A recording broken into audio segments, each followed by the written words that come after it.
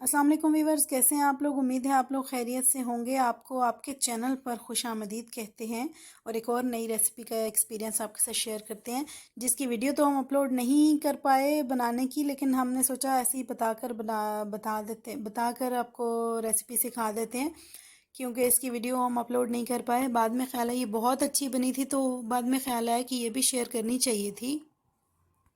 तो इसके लिए हमने आधा कप मूंग की दाल ली थी, पीले मूंग की, और आधा कप जो है हमने ली थी मसूर की दाल। 1 कप की क्वांटिटी हो गई थी कुल हमारे पास। फिर हमने इसको कुकर में लगा दिया था 2 गिलास पानी डालकर, और हमने इसको 5 मिनट के लिए बॉईल कर लिया था।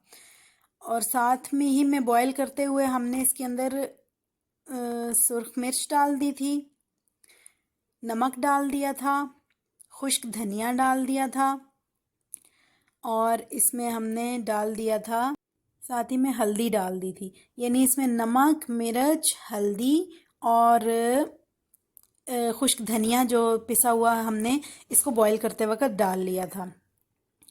फिर जब ये बॉईल होगी तो इसका अपना पानी जो है वो खुश्क हो गया था, इसके अंदर जो हमने पानी डाला था वो खुश्क हो गया था।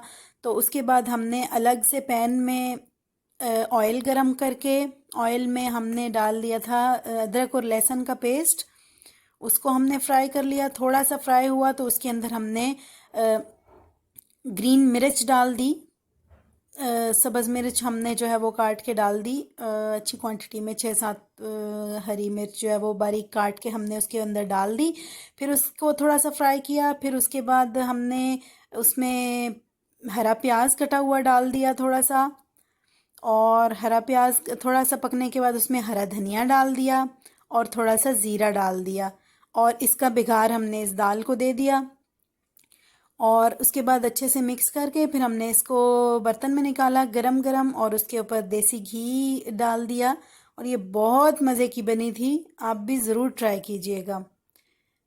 अगली वीडियो तक के लिए हमें इजाज़त दीजिए।